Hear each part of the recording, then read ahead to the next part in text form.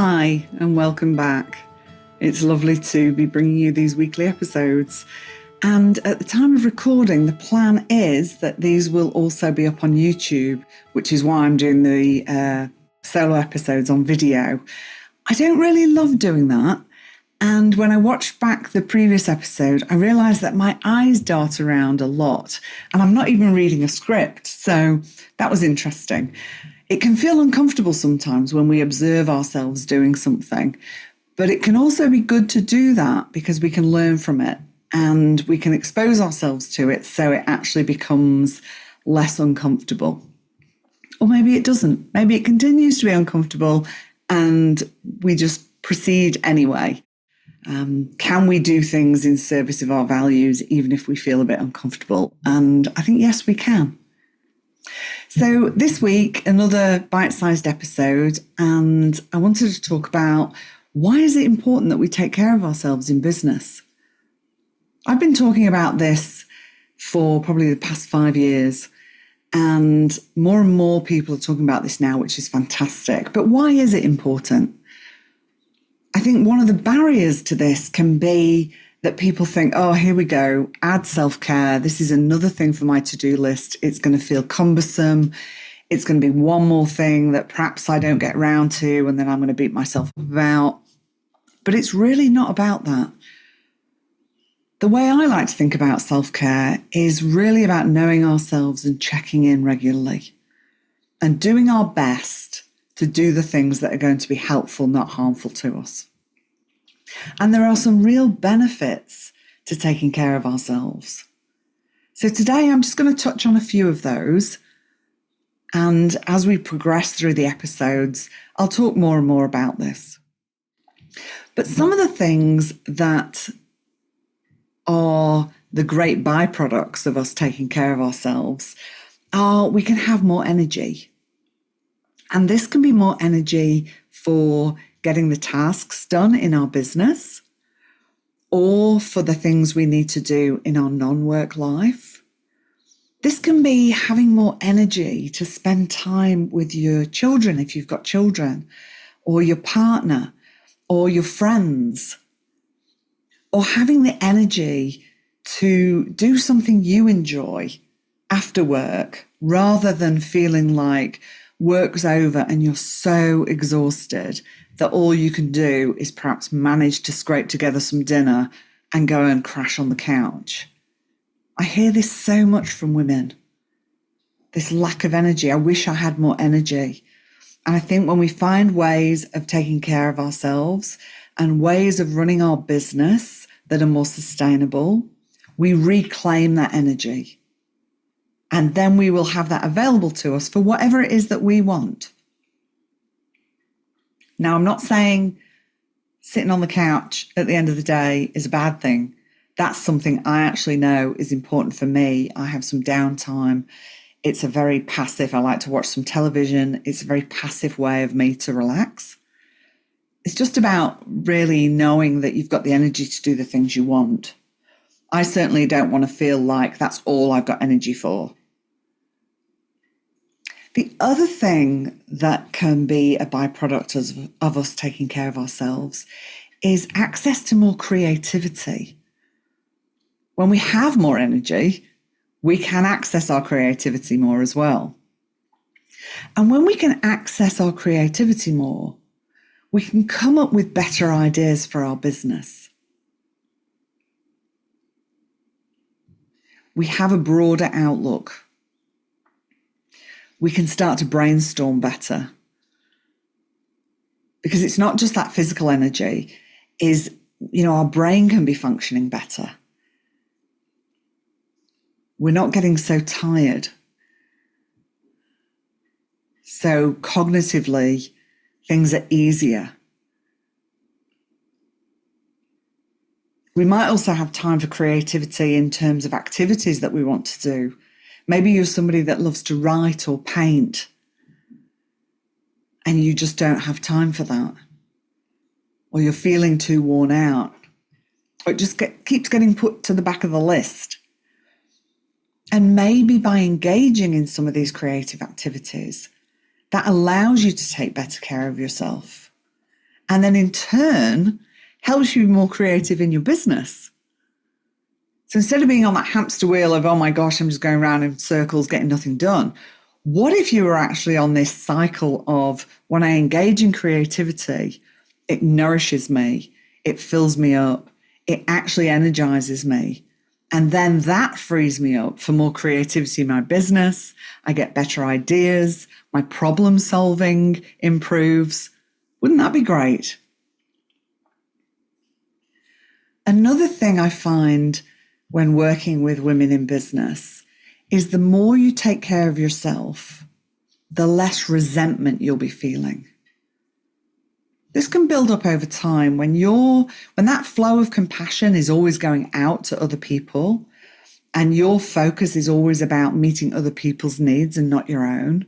Resentment can build up. That can also lead you to feeling not great about yourself.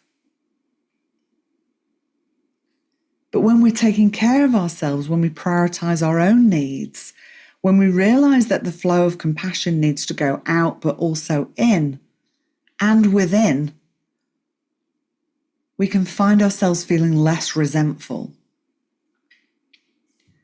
When somebody asks you for that next thing, you don't get that sense of like, oh, another thing that I have to do for someone else. Remember the energy? You're probably going to have more energy. You're probably going to feel more willing. But also that reminder that just because somebody wants you to do something, asks you to do something, doesn't mean it needs to be an automatic yes, even if you're feeling fantastic. It's still important to check in. Is this something aligned with your values? Is this something that you have capacity for? Is this something you want to do? But if you're feeling like you've taken care of yourself, it's more likely that if it's a yes, it's going to be a willing and wholehearted yes. Taking care of yourself can be going back to basics. Are you drinking enough water? Are you eating nutritious food? Are you moving your body enough? Now, the drinking water and the moving my body enough can be tricky ones for me. So I always make sure I have some water close by. And I've started getting into a routine again of doing regular walks. I'm fortunate enough to live at the beach, so I get to walk along the beach, and I've been having a dip in the ocean, which has been really, really lovely. But this is something I have to keep coming back to and connecting with my values about, because I do struggle with it. But when we come back to basics, hydration, nutrition, movement, our physical, emotional, and mental well-being, this increases our overall well-being and our overall capacity for doing the things we want to do, not just in business, but in your non-work life as well. Another important one is if you're taking care of yourself, you're going to have longevity in business. And that's good for you, and that's good for the clients and customers that you serve as well. It takes a lot to start and build a business. There's a lot of sacrifices, there's a lot of learning. You put a lot of yourself into it, hopefully not too much, but we do put a lot of ourselves into it. And if you then can't sustain that and you have to close your business, then nobody benefits from that. You don't get to keep doing what it is that you enjoy doing. And the people who need or want your services can't access them anymore.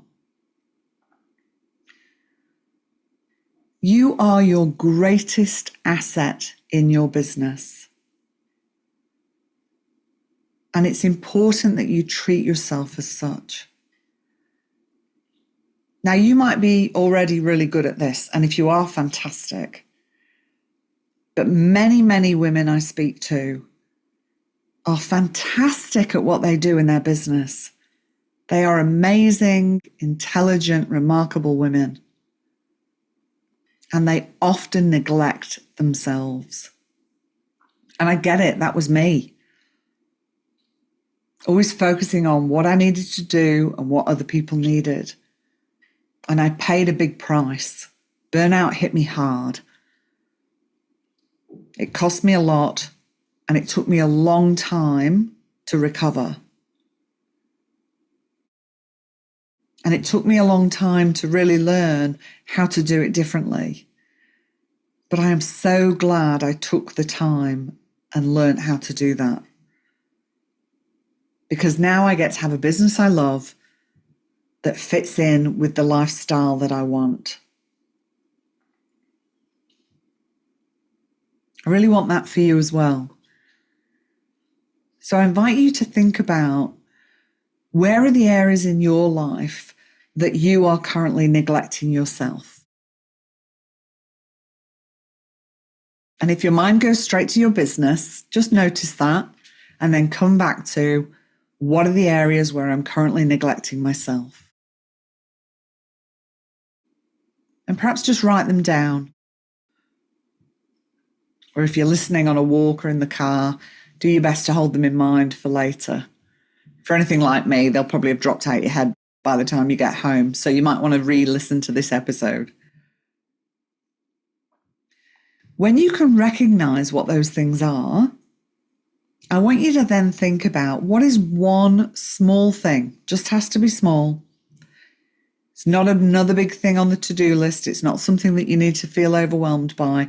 Just one small thing that you could do today in service of your overall well-being. Whether that is drink an extra glass of water, have something nutritious for your meals, connect with somebody socially if you've been isolating, perhaps just sitting for 5 minutes, focusing on your breath, allowing yourself to slow down and just be with yourself. Just pick one small thing for today. And then when you've done it today, see if you could do it tomorrow and the next day as well.